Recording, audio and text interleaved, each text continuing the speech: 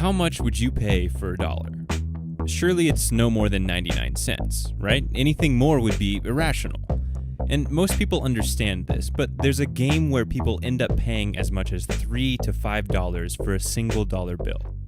It's called the dollar auction game, and it was devised by Martin Shubik, an economist at Yale. The game is simple enough. There aren't any tricks, and players know the rules of the game from the start.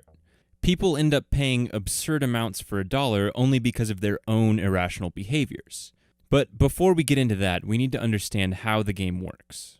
One person holds up a dollar bill to a group of people and says, "I'll auction this dollar off to the highest bidder." The auction works like you'd expect it to. The highest bidder wins the dollar and then pays their bid to the auctioneer. But there's one key difference. The second highest bidder must also pay their bid, even though they get nothing in return.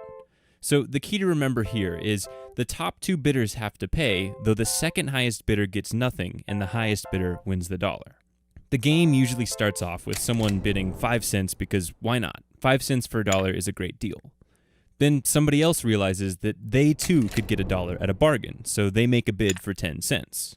Once people enter the game, it's usually not until the bids reach the 50-cent mark that players begin to see the game's logic. Here's what it looks like. Let's say player A bids 50 cents and player B bids 55 cents. If player A quits, they're out 50 cents, gone. But if they bid 60 cents, they could win the dollar and walk away with a 40-cent profit. Here's the issue. If player A raises their bid to 60 cents, then player B finds themselves at the exact same crossroads. If they quit, they're out 55 cents. But if they were to bid up to 65 cents, then they could win the dollar and walk away with a 35-cent profit.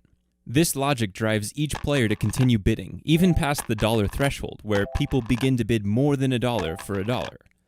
At this point, everyone realizes they've entered a full-blown war of attrition, but they don't see how to get out of it. Think about it like this. If player B's bid is at $1.05 and player A's bid is at $1, player B wins the auction. But they paid $1.05 to get the dollar, so they've actually lost 5 cents overall. Meanwhile, player A faces the sad reality that they'll have to pay $1 and get nothing in return. But they could soften the blow if they chose to bid up to $1.10. Then they would only lose 10 cents overall rather than $1. The difficulty here is that the line between a rational decision and an irrational one gets muddied. Bidding more than $1 for a dollar isn't rational, but choosing to extend the game so that you only lose 10 cents rather than $1 isn't exactly the poster child of rationality either. It's difficult to tell which decision to make when neither is clearly the rational choice. Wartime decision-making often follows pure dollar auction logic as well. A government might continue to escalate commitment in hopes of winning the war, but war leads to increasingly severe losses, real losses of human lives for both sides. In the end, the winner is really just the smaller loser of the two. The dollar auction ends the same way. The winner of the auction gets the dollar, but they're a winner in name only, as they've actually lost money. It's important to remember that each player began the game making rational decisions. They saw an opportunity to gain a dollar at a bargain, but as they pursued their own self-interest, they fell into an escalation trap.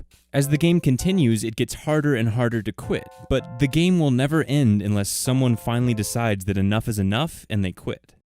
You might think that this is a silly game, and you'd be right, but this game works, and it works because of human nature.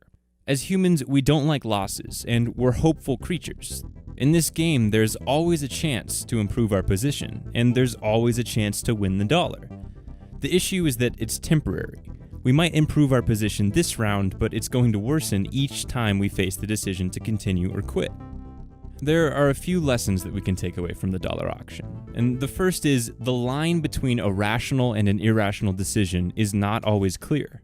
And I love this because that's how life is. Very few things present themselves as no-brainer decisions. Most of the time, we're walking a tightrope of uncertainty. We might have a chance to improve our position, but there's also a chance we could worsen it, and the better choice is not always crystal clear. The second lesson is thinking strategically. That's being able to see more than one step ahead is a valuable skill. You might be able to exploit something in the short run, but that same strategy might end up hurting you in the long run, just like we saw in the game. If you could have seen the consequences of winning the dollar auction from the start, you may have never entered the game in the first place. The third lesson is that sometimes your best strategy is to quit, even if it means suffering a loss. This conclusion is very similar to the one made in my sunk cost fallacy video. Though it might not feel good to quit, sometimes it's the best decision we can make.